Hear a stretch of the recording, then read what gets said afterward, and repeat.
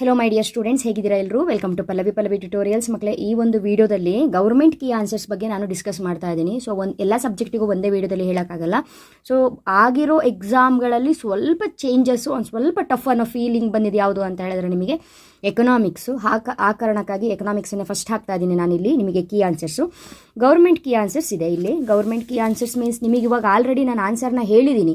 ಆದರೂ ಕೂಡ ನಿಮಗೇನು ಅಂತ ಹೇಳಿದ್ರೆ ಸರಿನೋ ತಪ್ಪೋ, ಹೌದೋ ಅಲ್ವೋ, ಆನ್ಸರ್ ಹೌದೋ ಅಲ್ವೋ, ಎಷ್ಟು ಮಾರ್ಕ್ಸ್ ನಮಗೆ ಬಂದಿರ್ಬೋದು, ಟೋಟಲ್ ಆಗಿ ಎಷ್ಟು ನಾವು ಮಾರ್ಕ್ಸನ್ನು ತೊಗೊಂಡಿದ್ದೀವಿ, ಯಾವ ರೀತಿ ಬರೆದ್ರೆ ನಮಗೆ ಮಾರ್ಕ್ಸ್ ಕೊಡ್ತಾರೆ, ನಾವು ಈ ರೀತಿ ಬರೆದಿದ್ದೀವೋ ಇಲ್ವೋ, ಸೊ ಅದೆಲ್ಲ ಕ್ಯಾಲ್ಕುಲೇಷನ್ಸು ನಿಮಗಿರುತ್ತೆ. ಹಾಗಾಗಿ ಈ ಒಂದು ವಿಡಿಯೋದಲ್ಲಿ ಎಕನಾಮಿಕ್ಸ್ ಎಕ್ಸಾಮ್ ಹೇಗಾಯಿತು ಅನ್ನೋದ್ರ ಬಗ್ಗೆ ನಿಮಗೆಲ್ಲರಿಗೂ ಕೂಡ ಗೊತ್ತಿರೋದ್ರಿಂದ 2025 ಆ್ಯನ್ಯುವಲ್ ಎಕ್ಸಾಮ್ ಏನಿದೆ, ಆ ಆ್ಯನ್ಯುವಲ್ ಎಕ್ಸಾಮಿನ ಒಂದು ಕ್ವಶನ್ ಪೇಪರಲ್ಲಿ ಇರುವಂತಹ ಕ್ವಶನ್ಸ್ಗಳಿಗೆ ಆನ್ಸರ್ ಏನು ನಾನು ಹೇಳಿದ್ದೀನಿ ಅದೆಲ್ಲ ರೈಟ್ ಆನ್ಸರೇ. ಸೊ ಏನು ಚೇಂಜಸ್ ಇಲ್ಲ. ಬಟ್ ಆದರೂ ಕೂಡ ನಿಮಗೆ ಫೈನಲ್ ಕೀ ಆನ್ಸರು ಗೌರ್ಮೆಂಟ್ ಇದ್ನು ಅಂತ ಹೇಳಿದ್ರೆ ಅದು ಕರೆಕ್ಟಾಗಿ ನಿಮಗೆ ಅಪ್ಡೇಟ್ ಆಗುತ್ತೆ ಅನ್ನುವಂಥ ಕಾರಣಕ್ಕೆ ಈ ಒಂದು ವಿಡಿಯೋದಲ್ಲಿ ಆನ್ಸರ್ ಏನು ಅನ್ನೋದನ್ನು ಹೇಳ್ತಾ ಇದ್ದೀನಿ. ಎಕ್ಸಾಮ್ 1 ಗೊತ್ತಿದೆ ನಿಮಗೆ, ಮಾರ್ಚ್ 2025. ಫಸ್ಟ್ ಕ್ವಶನ್ ಏನಾಗಿತ್ತು ಬಹು ಆಯ್ಕೆ ಪ್ರಶ್ನೆಗಳಲ್ಲಿ ಅಂತ ಹೇಳಿದರೆ, ಸ್ಥಾನದರ್ಶಕ ತುಷ್ಟಿಗುಣ ವಿಶ್ಲೇಷಣೆಯ ತುಷ್ಟಿಗುಣವನ್ನು ಇದರಲ್ಲಿ ವ್ಯಕ್ತಪಡಿಸುತ್ತದೆ ಅಂತ ಕೊಟ್ಟಿದ್ದಾರೆ. ಸೊ ಸರಿಯಾದ ಉತ್ತರ ಇಲ್ಲಿ ಶ್ರೇಣಿಗಳಲ್ಲಿ.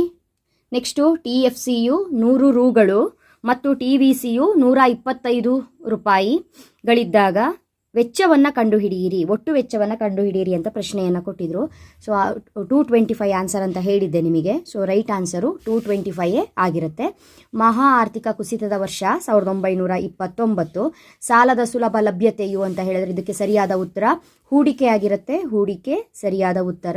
ಸೊ ನೆಕ್ಸ್ಟು ನಿಮಗೆ ಇಲ್ಲಿ 5ನೇ ಒಂದು ಬಹು ಆಯ್ಕೆ ಪ್ರಶ್ನೆಗೆ ನಾನು ಉತ್ಪನ್ನ ಮಾರುಕಟ್ಟೆ ಕೊಂಡಿ ಅಂತ ಹೇಳಿದ್ದೆ. ತುಂಬ ಜನ ಕಮೆಂಟ್ ಮಾಡಿದ್ರಿ ಮಕ್ಕಳೇ, ಇದಲ್ಲ ಆನ್ಸರು, ಇದಲ್ಲ ಹೇಳಿ. ಸೊ ಆನ್ಸರ್ನ ಕೊಡುವಾಗ ನಾವು ಅದ್ರ ಬಗ್ಗೆ ನಾಲೆಡ್ಜ್ ಇಲ್ಲದೆ ಆನ್ಸರ್ನ ಕೊಡೋದಿಲ್ಲ. ಹಾಗಾಗಿ ಉತ್ಪನ್ನ ಮಾರುಕಟ್ಟೆನೇ ಸರಿಯಾದ ಉತ್ತರ ಅನ್ನೋದಕ್ಕೆ ಗೌರ್ಮೆಂಟ್ ಕೀ ಆನ್ಸರ್ ಪ್ರೂವ್ ಮಾಡ್ತಾ ಇದೆ. ಸೊ ಉತ್ಪನ್ನ ಮಾರುಕಟ್ಟೆ ಕೊಂಡಿ ಏನಿದೆ ಇದು ಸರಿಯಾದ ಉತ್ತರ. ಈಗ ನಿಮಗೆ ಫೈನಲ್ ಆಯಿತು ಅಂತ ಅಂದ್ಕೊಂಡಿದ್ದೀನಿ. ಸೊ ನೆಕ್ಸ್ಟು ಬಿಟ್ಟ ಸ್ಥಳದಲ್ಲಿ ನಿಮಗೆ ಮೊದಲ ಪ್ರಶ್ನೆಗೆ ಉತ್ತರ ಸರ್ಕಾರ ಆಗಿರುತ್ತೆ, ಸರಿಯಾದ ಉತ್ತರ. ಎರಡನೆಯ ಬಿಟ್ಟ ಸ್ಥಳ ಪ್ರಶ್ನೆಗೆ ಉತ್ತರ ಉತ್ಪನ್ನ ಆಗಿರುತ್ತೆ.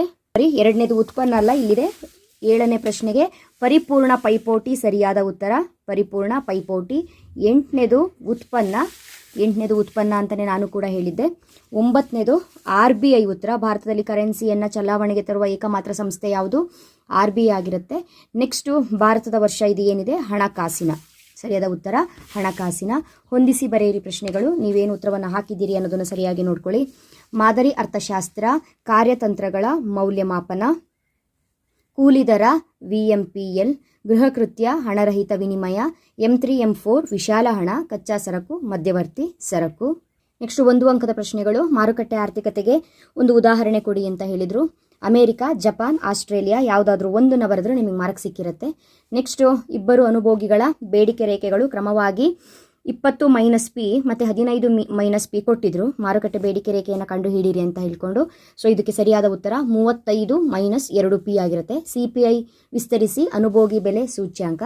ಪ್ರಾಥಮಿಕ ಕೊರತೆ ಅಂತ ಹೇಳಿದರೆ ಕೋಶೀಯ ಕೊರತೆ ಮತ್ತು ನಿವ್ವಳ ಬಡ್ಡಿ ಪಾವತಿಗಳ ನಡುವಿನ ವ್ಯತ್ಯಾಸವೇ ಪ್ರಾಥಮಿಕ ಕೊರತೆಯಾಗಿದೆ. ಅಥವಾ ಪ್ರಾಥಮಿಕ ಕೊರತೆ ಈಕ್ವಲ್ಸ್ ಕೋಶೀಯ ಕೊರತೆ ಮೈನಸ್ ನಿವ್ವಳ ಬಡ್ಡಿ ಪಾವತಿಗಳು. ಯಾವ ರೀತಿ ಬರೆದ್ರೂ ಕೂಡ ಮಾರ್ಕ್ಸನ್ನು ಕೊಡ್ತಾರೆ. ಮುಕ್ತ ಆರ್ಥಿಕತೆ ಎಂದರೆ ಏನೆಂದು ಅರ್ಥೈಸುವಿರಿ ಅಂತ ಇದೆ. ಒಂದು ರಾಷ್ಟ್ರದ ವಿವಿಧ ಮಾರ್ಗಗಳಿಂದ ಜಗತ್ತಿನ ಇತರೆ ರಾಷ್ಟ್ರಗಳ ಜೊತೆ ವ್ಯವಹರಿಸುವುದನ್ನು ಮುಕ್ತ ಆರ್ಥಿಕತೆ ಎನ್ನುತ್ತಾರೆ. ಸೊ ಬರೆದಿರ್ತೀರಿ. ನೆಕ್ಸ್ಟು ಅನುಭೋಗಿಯ ಆದರ್ಶ ಆಯ್ಕೆಯನ್ನು ನಿರ್ಧರಿಸುವ ಅಂಶಗಳನ್ನು ಪಟ್ಟಿ ಮಾಡಿ ಯಾವ್ಯಾವ ಪಾಯಿಂಟ್ಗಳನ್ನ ಬರೆದಿದ್ದೀರಿ ಅನ್ನೋದನ್ನು ಸರಿಯಾಗಿ ಚೆಕ್ ಮಾಡ್ಕೊಳ್ಳಿ. ಇದಿಷ್ಟು ಕೂಡ ಆನ್ಸರ್ ಆಗಿರುತ್ತೆ. ಓಕೆನಾ. ನೆಕ್ಸ್ಟು ಬೇಡಿಕೆ ನಿಯಮ. ಇಲ್ಲಿ ಅನುಭೋಗಿಯ ಆದರ್ಶ ಆಯ್ಕೆ, ಅನುಭೋಗಿಯ ಆದಾಯ, ಅನುಭೋಗಿಯ ಆದ್ಯತೆಗಳು, ಸೀಮಾಂತ ಬದಲಿಕೆ ದರ, ಸರಕಿನ ಬೆಲೆ. ಸರಿಯಾದ ಉತ್ತರ. ಬೇಡಿಕೆ ನಿಯಮವನ್ನು ತಿಳಿಸಿ. ಇತರೆ ಅಂಶಗಳು ಸ್ಥಿರವಾಗಿದ್ದಾಗ ಒಂದು ಸರಕಿನ ಬೆಲೆ ಹೆಚ್ಚಾದಾಗ ಅದರ ಬೇಡಿಕೆಯು ಕಡಿಮೆಯಾಗುತ್ತದೆ ಮತ್ತು ಒಂದು ಸರಕಿನ ಬೆಲೆ ಕಡಿಮೆಯಾದಾಗ ಅದರ ಬೇಡಿಕೆಯು ಹೆಚ್ಚುತ್ತದೆ. ಇದು ಬೆಲೆ ಮತ್ತು ಬೇಡಿಕೆಯ ನಡುವಿನ ಋಣಾತ್ಮಕ ಸಂಬಂಧವನ್ನು ವಿವರಿಸುತ್ತದೆ. ಸರಿಯಾದ ಉತ್ತರ. ಪ್ರತಿಫಲಗಳ ಪ್ರಮಾಣದ ವಿಧ. ಏರಿಕೆ ಪ್ರತಿಫಲಗಳ ಪ್ರಮಾಣ, ಸ್ಥಿರ ಪ್ರತಿಫಲಗಳ ಪ್ರಮಾಣ, ಇಳಿಕೆಯ ಪ್ರತಿಫಲಗಳ ಪ್ರಮಾಣ. ದೀರ್ಘಾವಧಿ ವೆಚ್ಚಗಳನ್ನು ಹೆಸರಿಸಿ ಕೇಳಿದರೆ ದೀರ್ಘಾವಧಿ ಸರಾಸರಿ ವೆಚ್ಚ, ದೀರ್ಘಾವಧಿ ಸೀಮಾಂತ ವೆಚ್ಚ. 4 ಉತ್ಪಾದನಾಂಗಗಳು ಯಾವುದು ಕೇಳಿದರೆ ಭೂಮಿಗೆ ಗೇಣಿ, ಶ್ರಮಕ್ಕೆ ಕೂಲಿ, ಬಂಡವಾಳಕ್ಕೆ ಬಡ್ಡಿ, ಸಂಘಟನೆಗೆ ಲಾಭ. ನಾಮಮಾತ್ರ GDP ಮತ್ತು ನೈಜ GDPಗೆ ವ್ಯತ್ಯಾಸವನ್ನು ಬರೀರಿ ಅಂತ ಕೇಳಿದರು. ನಾಮಮಾತ್ರ GDP ರಾಷ್ಟ್ರೀಯ ಆದಾಯವನ್ನು ಚಾಲ್ತಿ ವರ್ಷದ ಬೆಲೆಗಳಲ್ಲಿ ಮಾಪನ ಮಾಡುತ್ತದೆ. ರಾಷ್ಟ್ರೀಯ ಆದಾಯವನ್ನು ಆಧಾರ ವರ್ಷ ಅಥವಾ ಸ್ಥಿರ ವರ್ಷದ ಬೆಲೆಗಳಲ್ಲಿ ಮಾಪನ ಮಾಡುವುದು ನೈಜ GDP. ನಾಮಮಾತ್ರ GDP ಇದು ಉತ್ಪಾದನಾ ಪ್ರಮಾಣದಲ್ಲಾದ ವಾಸ್ತವಿಕ ಬದಲಾವಣೆಗಳನ್ನು ಸೂಚಿಸುವುದಿಲ್ಲ. ನೈಜ GDP ಇದು ಉತ್ಪಾದನಾ ಪ್ರಮಾಣದಲ್ಲಾದ ವಾಸ್ತವಿಕ ಬದಲಾವಣೆಗಳನ್ನು ತಿಳಿಸುತ್ತದೆ. ನಗದು ಮೀಸಲು ಅನುಪಾತ ಮತ್ತು ಶಾಸನಬದ್ಧ ದ್ರವ್ಯತೆಯ ಅನುಪಾತಗಳ ಅರ್ಥ ನೀಡಿರಿ ಅಂತಿದೆ. ನಗದು ಮೀಸಲು ಅನುಪಾತ ಅಂತ ಹೇಳಿದರೆ ಒಂದು ಬ್ಯಾಂಕು ತನ್ನ ಒಟ್ಟು ಠೇವಣಿಯಲ್ಲಿ ಕೇಂದ್ರ ಬ್ಯಾಂಕಿನಲ್ಲಿ ನಗದು ಮೀಸಲಾಗಿ ಇಡಲೇಬೇಕಾದ ಶೇಕಡಾವಾರು ಮೊತ್ತವನ್ನು ನಗದು ಮೀಸಲು ಅನುಪಾತ ಎನ್ನುತ್ತಾರೆ. ಶಾಸನಬದ್ಧ ದ್ರವ್ಯತಾ ಅನುಪಾತ ಅಂತ ಹೇಳಿದರೆ ಒಂದು ಬ್ಯಾಂಕು ತನ್ನ ಒಟ್ಟು ಠೇವಣಿಯಲ್ಲಿ ಶಾಸನಬದ್ಧವಾಗಿ ತನ್ನ ಬಳಿಯೇ ಇಟ್ಟುಕೊಳ್ಳಬೇಕಾದ ನಗದು, ಚಿನ್ನ, ಸರ್ಕಾರಿ ಭದ್ರತೆಗಳ ಮೊತ್ತವನ್ನು ಶಾಸನಬದ್ಧ ದ್ರವ್ಯತಾ ಅನುಪಾತ ಅಂತ ಕರಿತೀವಿ. ಹಣದ ಬೇಡಿಕೆ 2 ಉದ್ದೇಶವನ್ನು ಕೇಳಿದ್ರು. ವ್ಯವಹಾರದ ಉದ್ದೇಶ, ಸಟ್ಟ ವ್ಯಾಪಾರದ ಉದ್ದೇಶ. ನೆಕ್ಸ್ಟು ಇಲ್ಲಿ C = 150 + 0.5y ನೀಡಿರುವ ಅನುಭೋಗ ಬಿಂಬಕವಾಗಿದ್ದು ಸ್ವಾಯತ್ತ ಅನುಭೋಗ ಮತ್ತು MPCಯ ಮೌಲ್ಯವನ್ನು ಗುರುತಿಸಿ ಅಂತ ಇದೆ. ಇಲ್ಲಿ ಸ್ವಾಯತ್ತ ಅನುಭೋಗ 150, MPCಯ ಮೌಲ್ಯ 0.5. ಇಷ್ಟೇ ಉತ್ತರ ಆಗಿತ್ತು. ಆದರೆ ನಿಮಗೆ ಏನು ರಿವೈಸ್ಡ್ ಒಂದು ಸಿಲೆಬಸ್ ಬಂದಿದೆ ಅದರ ಮೇಲೆ ಕೇಳಿರುವಂಥ ಪ್ರಶ್ನೆ ಇದಾಗಿತ್ತು. ಹಾಗಂತ ನಿಮಗೆ ಆಪ್ಷನ್ ಕೂಡ ಚೆನ್ನಾಗೇ ಇತ್ತು. ಈ ಒಂದು ಪ್ರಶ್ನೆ ಈ ಎಕ್ಸಾಮಲ್ಲಿ ಬಂದಿರೋದ್ರಿಂದ ನಿಮ್ಮದೇನಾದರೂ ಎಕ್ಸಾಮ್ 2 ಅಟೆಂಡ್ ಮಾಡುವಂತಹ ಒಂದು ಯೋಚನೆಯಲ್ಲಿ ನೀವು ಇರೋದೇ ಆದರೆ ಈ ಒಂದು ರಿವೈಸ್ಡ್ ಏನಿದೆ ಅದನ್ನೇ ನೀವು ನೋಡ್ಕೊಳ್ಬೇಕಾಗುತ್ತೆ. ನೆಕ್ಸ್ಟ್ ಪುಕ್ಕಟ ಸವಾರರೆಂದರೆ ಯಾರು ಅಂತ ಕೇಳಿದರೆ ಹಣ ಪಾವತಿಸದೆ ಸಾರ್ವಜನಿಕ ಸರಕುಗಳನ್ನು ಬಳಸುವವರನ್ನು ಪುಕ್ಕಟೆ ಸವಾರರು ಎನ್ನುತ್ತಾರೆ. ಅನುಭೋಗಿಯು ಉಚಿತವಾಗಿ ಪಡೆದುದಕ್ಕೆ ಇವರು ಸ್ವ ಇಚ್ಛೆಯಿಂದ ಯಾವುದೇ ಪಾವತಿ ಮಾಡುವುದಿಲ್ಲ, ಹಾಗಾಗಿ ಅವರನ್ನು ಹಾಗೆ ಪುಕ್ಕಟೆ ಸವಾರರು ಎಂದು ಕರೆಯುವರು. ಭಾಗ C ಒಂದು ಸರಳ ಆರ್ಥಿಕತೆಯಲ್ಲಿ ಕೃಷಿ, ಕುಟುಂಬ, ನೇಕಾರ, ಶಿಕ್ಷಕರು ಸಂಪನ್ಮೂಲಗಳನ್ನು ಬಳಸಿ ಹೇಗೆ ತಮ್ಮ ಅಗತ್ಯಗಳನ್ನು ಪೂರೈಸಿಕೊಳ್ಳುತ್ತಾರೆ ಎಂಬುದನ್ನು ಸಂಕ್ಷಿಪ್ತವಾಗಿ ವಿವರಿಸಿ ಅಂತಿದೆ. ಚಾಪ್ಟರ್ ವೈಸ್ ಇಂಪಾರ್ಟೆಂಟ್ ಕ್ವಶನ್ಸ್ಗಳನ್ನ ಕೊಡುವಾಗ ಆಲ್ರೆಡಿ ಈ ಒಂದು ಪ್ರಶ್ನೆಗೆ ಉತ್ತರವನ್ನು ಯಾವ ರೀತಿ ಬರೀಬೇಕು ಅಂತ ಹಿಂದೆ ಕೊಟ್ಟುಬಿಟ್ಟಿದ್ದೀನಿ ನಾನು. ಎಕ್ಸಾಮ್ ಟೈಮಲ್ಲಿ ನಿಮಗೆ ಈ ಪ್ರಶ್ನೆ ಇಂಪಾರ್ಟೆಂಟು, ಎಕ್ಸಾಮಿಗೆ ಬೀಳತ್ತೆ ಅಂತ ಕೂಡ ಹೇಳಿದ್ದೆ. ಹಾಗಾಗಿ ಈ ರೀತಿಯಾಗಿ ಉತ್ತರ ಬರೀಬೇಕು. ಒಂದ್ಸಲ ಪಾಸ್ ಮಾಡಿ ಓದ್ಕೊಳ್ಳಿ. ಬಜೆಟ್ ಗಣವನ್ನು ರೇಖಾಚಿತ್ರದ ಸಹಾಯದಿಂದ ಸಂಕ್ಷಿಪ್ತವಾಗಿ ವಿವರಿಸಿ ಅಂತ ಹೇಳಿದ್ರೆ ಈ ರೀತಿಯಾಗಿ ಬರೀಬೇಕು. ಇದಕ್ಕೆ ವಿವರಣೆ ಅಗತ್ಯ, ವಿವರಣೆ ಇದೆ. ಸೊ ಅವರಿಲ್ಲಿ ಯಾವ ರೀತಿಯಾಗಿ ನಕ್ಷೆಯನ್ನು ಬರೀಬೇಕು ಅನ್ನೋದನ್ನು ಕೊಟ್ಟಿದ್ದಾರೆ. ನೆಕ್ಸ್ಟು ಸಾಮಾನ್ಯ ಸರಕುಗಳು ಮತ್ತು ಕೆಳದರ್ಜೆ ಸರಕುಗಳಿಗೆ ಇರುವಂತಹ ವ್ಯತ್ಯಾಸವನ್ನು ಕೇಳಿದರು. ಈ ರೀತಿಯಾಗಿ ಆನ್ಸರ್ನ ಬರೀಬೇಕು. ನೆಕ್ಸ್ಟು ಮೇಯ್ನಾಗಿ ನೀವು ಎಕ್ಸ್ಪೆಕ್ಟ್ ಮಾಡ್ತಾ ಇರುವಂತಹ ಒಂದು ಪ್ರಶ್ನೆ ಅಂತ ಹೇಳಿದ್ರೆ ಅದು 30ನೇ ಪ್ರಶ್ನೆ. ಸೊ ಎಲ್ಲರೂ ಕೂಡ ಇದನ್ನೇ ಮಾಡಿ ಬಂದಿರ್ತೀರಿ ಆನ್ಸರ್ ಅನ್ನೋದು ಚೆನ್ನಾಗಿ ಗೊತ್ತಿದೆ ನನಗೆ. ಕೆಳಗಿನ ಕೋಷ್ಟಕವು ಒಂದು ಪರಿಪೂರ್ಣ ಪೈಪೋಟಿ ಉದ್ಯಮದ ಒಟ್ಟು ಆದಾಯ ಮತ್ತು ಒಟ್ಟು ವೆಚ್ಚದ ಪಟ್ಟಿಯನ್ನು ತೋರಿಸುತ್ತದೆ. ಪ್ರತಿ ಉತ್ಪನ್ನ ಹಂತದ ಲಾಭವನ್ನು ಲೆಕ್ಕ ಮಾಡಿ ಮತ್ತು ಸರಕಿನ ಮಾರುಕಟ್ಟೆ ಬೆಲೆಯನ್ನು ನಿರ್ಧರಿಸಿ. ಏನು ಮಾಡಬೇಕು ಅಂತ ಗೊತ್ತಾಗಿಲ್ಲ. ರಿವೈಸ್ಡ್ ಒಂದು ಸಿಲೆಬಸ್ ಏನಿದೆ ಅದರಿಂದ ಕೊಟ್ಟಿದ್ರು. ಇಲ್ಲಿ TR ಕೊಟ್ಟಿದ್ರು, ಇಲ್ಲಿ TC ಕೊಟ್ಟಿದ್ರು. ಏನು ಮಾಡೋಕ್ಕಾಗದೆ ನೀವೇನು ಮಾಡಿರ್ತೀರಿ, ಮೈನಸ್ ಮಾಡಿ ಬಂದಿರ್ತೀರಿ. ಸೊ ಅದೇ ಸರಿಯಾದ ಉತ್ತರ. ಕಾರಣ ನಿಮಗೆ ಇಲ್ಲಿ ಒಟ್ಟು ವೆಚ್ಚದಲ್ಲಿ ಇಲ್ಲಿ ಟೋಟಲ್ ರೆವಿನ್ಯೂನ ಕಳೆದು ನೀವು ಲಾಭವನ್ನು ಬರೆದಿದ್ದೀರಿ. ಇಲ್ಲಿ 0ದಲ್ಲಿ 5 ಕಳೆಯೋಕ್ಕಾಗಲ್ಲ ಅನ್ನೋ ಕಾರಣಕ್ಕೋಸ್ಕರ ಇಲ್ಲಿ -5 ಆಗಿದೆ. ಹೌದಾ? ಅದು ಬಿಟ್ಟರೆ ಕೊನೆಯಲ್ಲಿ 70ರಲ್ಲಿ 75 ಕಳೆದಿದ್ದೀವಿ, ಹಾಗಾಗಿ -5 ಆಗಿದೆ. ಬಿಟ್ಟರೆ ಇನ್ನು ಉಳಿದಿರೋದೆಲ್ಲ ಕಾಮನ್ ಆಗಿ ಕಳೆದಿಟ್ಟು ಬಂದ್ರಾಯಿತು. ನಿಮಗೆ 4ಕ್ಕೆ 4 ಅಂಕಗಳು ಕೂಡ ಸಿಗುತ್ತೆ. ನೆಕ್ಸ್ಟು ಬೇಡಿಕೆ ಮತ್ತು ಪೂರೈಕೆಯ ಏಕಕಾಲಿಕ ಪಲ್ಲಟಗಳಿಂದ ಸಮತೋಲನದ ಮೇಲಿನ ಪರಿಣಾಮವನ್ನು ತೋರಿಸುವ ಕೋಷ್ಟಕವನ್ನು ಬರೆಯಿರಿ ಅಂತ ಕೇಳಿದರು. ಈ ಒಂದು ಪ್ರಶ್ನೆ ಇಂಪಾರ್ಟೆಂಟ್ ಅಂತ ನಾನು ಹೇಳಿದ್ದೆ. ಸೇಮ್ ಇದೇ ರೀತಿ ಕೋಷ್ಟಕದ ಉತ್ತರವನ್ನು ನಾನು ಕೂಡ ಕೊಟ್ಟಿದ್ದೀನಿ. ಹಾಗಾಗಿ ಈ ಒಂದು ಕೋಷ್ಟಕವನ್ನು ಬರೆದರೆ ಸಾಕು, ಇದಕ್ಕೆ ವಿವರಣೆ ಅಗತ್ಯ ಇಲ್ಲ. 4 ಅಂಕ ನಿಮಗೆ ಸಿಗುತ್ತೆ. ನೆಕ್ಸ್ಟ್ ಅಭಿವೃದ್ಧಿ ಹೊಂದಿದ ಮತ್ತು ಅಭಿವೃದ್ಧಿಶೀಲ ದೇಶಗಳೆರಡರಲ್ಲಿ ಸರ್ಕಾರದ ಮತ್ತು ಕುಟುಂಬ ವಲಯಗಳ ಪಾತ್ರವನ್ನು ಚರ್ಚಿಸಿ ಅಂತಿದೆ. ಸರ್ಕಾರದ ಪಾತ್ರ ಮತ್ತು ಕುಟುಂಬ ವಲಯಗಳ ಪಾತ್ರಕ್ಕೆ ಒಂದಿಷ್ಟು ಪಾಯಿಂಟ್ಗಳು ಏನು ಬರೀಬೇಕು ಅನ್ನೋದನ್ನು ಇಲ್ಲಿ ಕೊಟ್ಟಿದ್ದಾರೆ. ನೀವು ಸಂಕ್ಷಿಪ್ತವಾದ ವಿವರಣೆಯನ್ನು ಬರೆದಿದ್ದೇ ಆದರೆ 4ಕ್ಕೆ 4 ಅಂಕ. ಬರೀ ಪಾಯಿಂಟನ್ನು ಬರೆದಿಟ್ಟು ಬಂದರೆ 2 ಮಾರ್ಕ್ಸು ನಿಮಗೆ ಸಿಗುತ್ತೆ. ನೆಕ್ಸ್ಟು ಬಾಹ್ಯತೆಗಳನ್ನು ಕುರಿತು ಬರೆಯಿರಿ. ಸೊ ಮೋಸ್ಟ್ ಎಕ್ಸ್ಪೆಕ್ಟೆಡ್ ಕ್ವಶನ್ಸು ಓದ್ಕೊಂಡಿರ್ತೀರಿ, ಚೆನ್ನಾಗಿ ಬರೆದಿರ್ತೀರಿ. ಧನಾತ್ಮಕ ಬಾಹ್ಯತೆ, ಋಣಾತ್ಮಕ ಬಾಹ್ಯತೆ. ಇಲ್ಲಿ ಸಂಕ್ಷಿಪ್ತ ವಿವರಣೆ ಅಗತ್ಯ ಅಂತ ಹೇಳಿದರೆ ಧನಾತ್ಮಕಕ್ಕೂ ಋಣಾತ್ಮಕಕ್ಕೂ ಒಂದು ಉದಾಹರಣೆ ಗೊತ್ತಿದೆ ನಿಮಗೆ, ಚೆನ್ನಾಗಿ ದೊಡ್ಡ ಉದಾಹರಣೆ ಇದೆ. ಅದನ್ನು ಬರೆದಿದ್ರೆ ಫುಲ್ ಅಂಕ ಕೊಡ್ತಾರೆ, ನಿಮಗೆ 4 ಮಾರ್ಕ್ಸು ಕೊಡ್ತಾರೆ. ನೆಕ್ಸ್ಟು ಹೂಡಿಕೆ ಬಿಂಬಕವನ್ನು ರೇಖಾಚಿತ್ರದೊಂದಿಗೆ ವಿವರಿಸಿ ಅಂತ ಪ್ರಶ್ನೆಯನ್ನು ಕೇಳಿದರು. ಸೊ ಈ ರೀತಿಯಾಗಿ ಒಂದು ಬಿಂಬಕವನ್ನು ರಚನೆ ಮಾಡಬೇಕು, ರೇಖಾಚಿತ್ರ ಸಂಕ್ಷಿಪ್ತ ವಿವರಣೆಯನ್ನು ಕೊಡಬೇಕು. ನೆಕ್ಸ್ಟು ಇದು ಕೂಡ ಮೋಸ್ಟ್ ಎಕ್ಸ್ಪೆಕ್ಟೆಡ್ ಕ್ವಶನ್ಸು. ಚಾಲ್ತಿ ಖಾತೆ, ಬಂಡವಾಳ ಖಾತೆ, ಸಂದಾಯ ಬಾಕಿಯ ಬಂಡವಾಳ ಖಾತೆಯ ಭಾಗಗಳ ಪಟವನ್ನು ಬರೆಯಿರಿ ಅಂತೆ. ಈ ರೀತಿಯಾಗಿ ನೀವು ಪಟವನ್ನು ಬರೆದಿದ್ದೆ ಆದರೆ 4ಕ್ಕೆ 4 ಅಂಕ ಗ್ಯಾರಂಟಿ. ನೆಕ್ಸ್ಟು ಭಾಗ ಡಿಗೆ ಬಂದರೆ ಇದು ಕೂಡ ಎಕ್ಸ್ಪೆಕ್ಟೆಡ್ ಕ್ವಶನ್ಸೇ.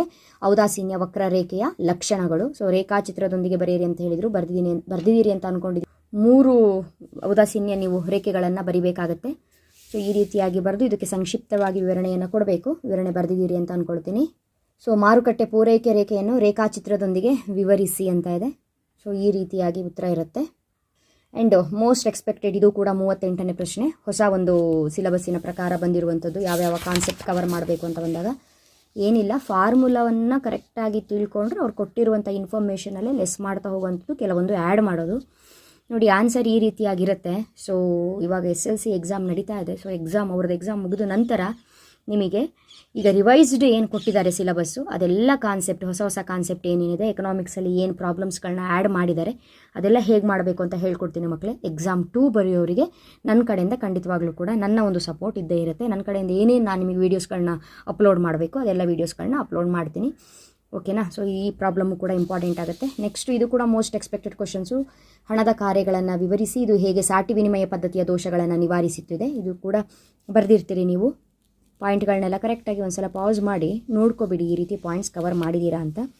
40ನೇ ಪ್ರಶ್ನೆ, ಸ್ಥಿರ ವಿನಿಮಯ ದರ ಮತ್ತು ಬದಲಾಗುವ ವಿನಿಮಯ ದರಗಳ ಗುಣ ಮತ್ತು ದೋಷಗಳನ್ನು ಪಟ್ಟಿ ಮಾಡಿ ಅಂತ ಕೊಟ್ಟಿದ್ದಾರೆ. ಸೊ ಈ ರೀತಿಯಾಗಿ ಪಾಯಿಂಟ್ಸ್ ಇದೆ. ನೆಕ್ಸ್ಟು ಭಾಗ ಇಯಲ್ಲಿ ಕಾರ್ಯಭಾರ ಆಧಾರಿತ ಪ್ರಶ್ನೆಗಳು. ಕಾಣೆಯಾದ ಉತ್ಪನ್ನ. ಸೊ ಸರಿಯಾಗಿ ಉತ್ತರವನ್ನು ಬರೆದಿದ್ದೀರಾ ಅಂತ ನೋಡ್ಕೊಳ್ಳಿ.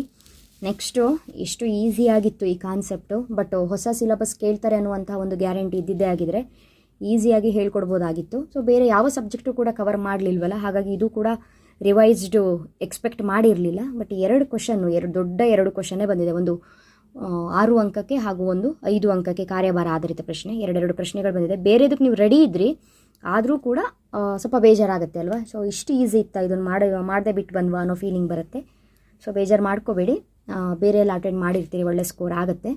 ಈ ಕೆಳಗಿನ ಕೋಷ್ಟಕಕ್ಕೆ ಒಂದು ರೇಖಾಚಿತ್ರವನ್ನು ರಚಿಸಿ ಮತ್ತು ರೇಖಾಚಿತ್ರದಲ್ಲಿ ಸಮತೋಲನ ಬಿಂದು, ಸಮತೋಲನ ಬೆಲೆ, ಸಮತೋಲನ ಪ್ರಮಾಣ, ಅಧಿಕ ಬೇಡಿಕೆ ಹಾಗೂ ಅಧಿಕ ಪೂರೈಕೆಗಳನ್ನು ಗುರುತಿಸಿ ಅಂತ ಒಂದು ಕೋಷ್ಟಕವನ್ನು ಅವರೇ ಕೊಟ್ಟಿದ್ದರು. ಸೊ ರೇಖಾಚಿತ್ರವನ್ನು ಜಸ್ಟ್ ಈ ರೀತಿಯಾಗಿ ಮಾಡಿದರೆ ಆಗೋಗಿರೋದು. ಒಂದು ಕಡೆ ಬೆಲೆಯನ್ನು ಬರೆದು ಇನ್ನೊಂದು ಕಡೆ ಸಮತೋಲನ ಪ್ರಮಾಣ ಅವ್ರು ಏನು ಕೊಟ್ಟಿದ್ರು ಪ್ರಮಾಣ ಕ್ವಾಂಟಿಟಿ ಅದನ್ನು ಬರ್ಕೊಂಡು, ಸೊ ಅಧಿಕ ಬೇಡಿಕೆ ಮತ್ತು ಅಧಿಕ ಪೂರೈಕೆಯನ್ನು ನೀವೇನು ಮಾಡಬೇಕಾಗಿತ್ತು ಅಲ್ಲಿ ಪಾಯಿಂಟನ್ನು ಮಾರ್ಕ್ ಮಾಡಿ ಆ ಗೆರೆಯನ್ನು ಜಾಯಿನ್ ಮಾಡಿ ಈ ರೀತಿಯಾಗಿ ಒಂದು ರೇಖಾಚಿತ್ರವನ್ನು ಬರೆದಿದ್ರೆ ಆಗೋಗಿರೋದು. ಅಡ್ಡಿಲ್ಲ ಮಕ್ಕಳೇ, ಇದಿಷ್ಟು ಕೂಡ ನಿಮ್ಮ ದ್ವಿತೀಯ PUC ಅರ್ಥಶಾಸ್ತ್ರ 2025 ವಾರ್ಷಿಕ ಪರೀಕ್ಷೆಯಲ್ಲಿ ಕೇಳಿರುವಂಥ ಪ್ರಶ್ನೆಗೆ final key answer, guarantee key answer, government key answer. So next ಒಂದೊಂದೇ ವೀಡಿಯೋಸ್ಗಳನ್ನ ನಾನು ಅಪ್ಲೋಡ್ ಮಾಡ್ತಾ ಹೋಗ್ತೀನಿ. ಸೊ ಎಲ್ಲ ಸಬ್ಜೆಕ್ಟು ಕೂಡ ಸಿಕ್ಕಿದೆ, ಗೌರ್ಮೆಂಟ್ ಕೀ ಆನ್ಸರು ಹಾಕ್ತಾ ಹೋಗ್ತೀನಿ. ವೀಡಿಯೋಸ್ಗಳನ್ನ ಮಿಸ್ ಮಾಡದೆ ವಾಚ್ ಮಾಡ್ತಾ ಇರಿ. ಒಂದೇ ದಿನ ಎಲ್ಲ ವೀಡಿಯೋಸ್ಗಳನ್ನ ಹಾಕ್ಲಿಕ್ಕಾಗಲ್ಲ, SLC ಎಕ್ಸಾಮ್ ನಡೀತದೆ. ಸೊ ಅವರಿಗೂ ಕೂಡ ಕ್ಲಾಸಸ್ ತೊಗೊಳ್ತಾ ಇದ್ದೀನಿ ನಾನು. ಹಾಗಾಗಿ ನೆಕ್ಸ್ಟ್ ವೀಡಿಯೋದಲ್ಲಿ ಇನ್ನೊಂದು ಇಂಪಾರ್ಟೆಂಟ್ ಕಾನ್ಸೆಪ್ಟೊಂದಿಗೆ ಸಂಬಂಧಪಟ್ಟಾಗೆ ಮತ್ತೆ ಸಿಗ್ತೀನಿ. ಅಲ್ಲಿವರೆಗೂ ಕೂಡ ಆರಾಮಾಗಿರಿ, ಖುಷಿಯಾಗಿರಿ, ರಿಸಲ್ಟ್ ಚೆನ್ನಾಗಿ ಬರುತ್ತೆ, ಟೆನ್ಷನ್ ಮಾಡ್ಕೋಬೇಡಿ. ಆಲ್ರೆಡಿ ಇನ್ನೊಂದು ಪೋಸ್ಟನ್ನು ನಾನು ಅಪ್ಲೋಡ್ ಮಾಡಿದ್ದೆ. ಸೊ ಆಫ್ಟರ್ PUC ನೀವೇನು ಮಾಡಬೇಕು ಅನ್ನೋದ್ರ ಬಗ್ಗೆ ನೀವೇನಾದರೂ ಯೋಚನೆ ಮಾಡ್ಕೊಂಡಿದ್ದೀರಾ, ಅದಕ್ಕೆ ಸಂಬಂಧಪಟ್ಟಾಗ ಏನಾದರೂ ವೀಡಿಯೋಸ್ಗಳು ಬೇಕಾ ಅಂತ ಹೇಳ್ಕೊಂಡು ಇನ್ನೊಂದು ವಾರ ಆಗುತ್ತೆ. ವಾರದ ನಂತರ ಡೀಟೇಲಾಗಿ ಇನ್ಫಾರ್ಮೇಷನ್ನು, ಅದು ಪ್ರೈವೇಟ್ ಆಗಿರ್ಬೋದು, ಗೌರ್ಮೆಂಟ್ ಜಾಬು ಕೂಡ ಆಫ್ಟರ್ PUC ಗೌರ್ಮೆಂಟಲ್ಲಿ ಏನೇನು ನಿಮಗೆ ಪಾಸಿಬಿಲಿಟೀಸ್ ಇದೆ, ಗೌರ್ಮೆಂಟ್ ಎಕ್ಸಾಮ್ ಬರೀಲಿಕ್ಕೆ ಅಥವಾ ಗೌರ್ಮೆಂಟ್ ಜಾಬ್ ತೊಗೋಬೇಕು ಅನ್ನುವಂಥ ಮಕ್ಕಳಿಗೆ ಏನೇನು ಪಾಸಿಬಿಲಿಟೀಸ್ ಇದೆ ಅನ್ನೋದ್ರ ಬಗ್ಗೆ ಡೀಟೇಲಾಗಿ ಅಪ್ಲೋಡ್ ಮಾಡ್ತೀನಿ ನಾನು. ಸೊ ಅದಕ್ಕೆ ಸ್ವಲ್ಪ ಟೈಮ್ ತೊಗೊಳುತ್ತೆ, ಬಿಕಾಸ್ ಆಲ್ರೆಡಿ ಹೇಳಿದಾಗೆ SLC ಎಕ್ಸಾಮ್ ಒಂದು ಹಂತದ ಎಕ್ಸಾಮ್ ಮುಗೀಲಿ ಅಂತ ಹೇಳ್ಕೊಂಡು. ಸೊ ಏಪ್ರಿಲ್ 4 ಅವ್ರಿಗೆ ಮುಗಿದೋಗ್ಬಿಡುತ್ತೆ. ಸೊ ಏಪ್ರಿಲ್ 4 ನಂತರ ಕಂಪ್ಲೀಟ್ ಟೈಮ್ ನಿಮಗೆ ಅದು. ಸೊ ಅದು ನಿಮ್ಮ ಆಫ್ಟರ್ PUC ಆಗಿರಬಹುದು ಅಥವಾ PUC ನೆಕ್ಸ್ಟ್ ನೀವು ಡಿಗ್ರಿ ಓದೋದಾದರೆ ಅದು ಕಾಂಬಿನೇಷನ್ಸ್ ಆಗಿರ್ಬೋದು, ಇಲ್ಲ ನಿಮ್ಮ ಸ್ಕೋರ್ ಇಂಪ್ರೂವ್ಮೆಂಟಿಗೋಸ್ಕರ ನೀವೇನಾದರೂ ಸೆಕೆಂಡ್ ಎಕ್ಸಾಮ್ ಬರೆಯೋದಾಗಿರ್ಬೋದು. ಫೇಲ್ ಅಂತೂ ಆಗಲ್ಲ, ಅದ್ರ ಬಗ್ಗೆ ನೀವು ಯೋಚನೆ ಮಾಡಬೇಡಿ. ನಾ ಫೇಲ್ ಬಗ್ಗೆ ಮಾತಾಡ್ತಾ ಇಲ್ಲ. ಸೆಕೆಂಡ್ ಎಕ್ಸಾಮ್ ಬರೆಯೋದು only for your improvement, marks ಇಂಪ್ರೂವ್ಮೆಂಟಿಗೋಸ್ಕರ ಅಷ್ಟೇ. ಹಾಗೇನಾದರೂ ನಿಮ್ಮ ತಲೆಯಲ್ಲಿ ಏನಾದರೂ ಯೋಚನೆ ಇದ್ದರೆ ಇಂಪ್ರೂವ್ಮೆಂಟ್ ಮಾಡ್ಕೊಳ್ಳೋದಾದ್ರೆ ಅದು ಹೇಗೆ ಮಾಡ್ಕೊಳ್ಬೇಕು, ಏನೇನು ಓದ್ಕೊಳ್ಬೇಕು, ಯಾವ ಪೇಪರಿಗೆ ರೆಡಿ ಆಗಬೇಕು ಅನ್ನೋದ್ರ ಬಗ್ಗೆ ಡೀಟೇಲ್ ವೀಡಿಯೋಸ್ಗಳನ್ನ ಸೆಂಡ್ ಮಾಡ್ತೀನಿ. ಆದಷ್ಟು ಈ ವೀಡಿಯೋಸ್ಗಳನ್ನ ಶೇರ್ ಮಾಡಿ. ಮೋಸ್ಟ್ ಎಕ್ಸ್ಪೆಕ್ಟೆಡ್ಡು ಮಕ್ಕಳಿಗೆ ಏನಿರುತ್ತೆ ಅಂತ ಹೇಳಿದ್ರೆ ಆಫ್ಟರ್ PUC ಏನು ಮಾಡಬೇಕು ಅಥವಾ ನಾವು ಇಂಪ್ರೂವ್ಮೆಂಟಿಗೆ ಏನು ಮಾಡ್ಕೊಳ್ಬೇಕು ಏನೋ ಇರುತ್ತೆ. ಸೊ ಎಷ್ಟು ಜನಕ್ಕೆ ಈ ವಿಡಿಯೋ ರೀಚ್ ಆಗುತ್ತೆ ಅನ್ನೋದ್ರ ಬಗ್ಗೆ ನನಗೆ ಐಡಿಯಾ ಇಲ್ಲ. ಆದಷ್ಟು ನೀವು ಯಾರು ವೀಡಿಯೋಸ್ಗಳನ್ನ ನೋಡಿದಿರಿ ನಿಮ್ಮ ಫ್ರೆಂಡ್ಸ್ಗಳಿಗೂ ಶೇರ್ ಮಾಡಿ, ಎಂಡ್ವರೆಗೂ ವೀಡಿಯೋ ವಾಚ್ ಮಾಡಿ, ಮೇಡಮ್ ಏನು ಹೇಳಿದ್ದಾರೆ ಕೇಳಿ, ನಿಮಗೆ ಯಾವ ರೀತಿ ಅನಿಸುತ್ತೆ ಆ ಒಂದು ಡಿಸಿಷನ್ನ ನೀವು ತೊಗೊಳ್ಬಹುದು. ಸೊ ವೆಯ್ಟ್ ಮಾಡಬೇಕಾಗುತ್ತೆ ಪ್ರತಿಯೊಂದಕ್ಕೂ ಕೂಡ. ನೆಕ್ಸ್ಟು ನಿಮ್ಮ ಒಂದು ಸಲುವಾಗಿ ವೀಡಿಯೋಸ್ಗಳು ಏಪ್ರಿಲ್ 4 ಕಂಟಿನ್ಯೂಸ್ ಆಗಿ ಬರ್ತಾ ಹೋಗುತ್ತೆ. ಕಂಪ್ಲೀಟ್ ಟೈಮ್ ನಿಮ್ಮದೇ ಆಗಿರುತ್ತೆ. ಸೊ ಅಲ್ಲಿವರೆಗೂ ಒಂದು ಸ್ವಲ್ಪ ಬ್ಯುಸಿ ಇರ್ತೀನಿ, ಬಟ್ ಇನ್ ಬಿಟ್ವೀನ್ ನಿಮ್ಮ ಎಲ್ಲ ಕೀ ಆನ್ಸರ್ಸ್ಗಳನ್ನ ನಾನು ಅಪ್ಲೋಡ್ ಮಾಡ್ತೀನಿ. ಓಕೆನಾ ಮಕ್ಕಳೇ, ಹ್ಯಾಪಿಯಾಗಿರಿ, ಖುಷಿಯಾಗಿರಿ, ಆರಾಮಾಗಿರಿ, ಟೆನ್ಷನ್ ಮಾಡ್ಕೋಬೇಡಿ, ಬಿ ಹ್ಯಾಪಿ. ರಿಸಲ್ಟ್ ಚೆನ್ನಾಗೇ ಬರುತ್ತೆ. Okay, thank you, all the best.